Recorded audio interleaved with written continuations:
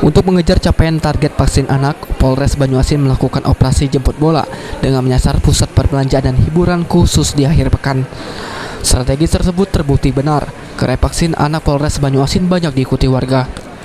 Selain menyiapkan hiburan berupa badut dan hadiah bagi peserta vaksin, anak-anak usai divaksin juga berkesempatan berfoto langsung dengan Kapolres Banyuasin AKBP Imam Syafi'i.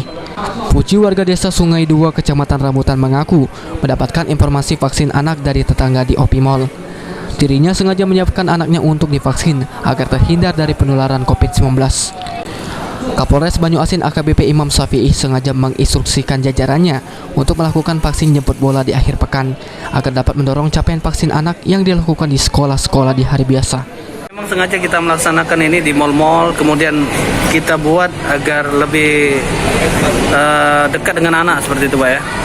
Iya, kami berupaya untuk memaksimalkan vaksin anak usia 6-11 tahun karena pada hari Sabtu dan Minggu setelah libur, jadi tenaga nakes kita tidak bisa ke sekolah-sekolah. Kita menjemput bola untuk bisa memvaksin anak-anak yang sedang berlibur pada weekend Sabtu Minggu. Salah satunya di mal-mal. Jadi kita berupaya untuk proaktif supaya target kita untuk vaksin anak ini bisa tercapai.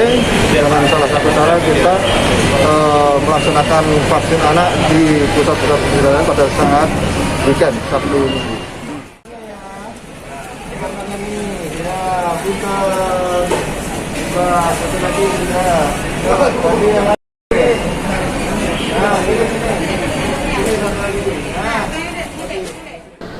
Banyuasin sendiri memiliki target anak sebanyak 90.000 anak. Sulaiman, Paul TV.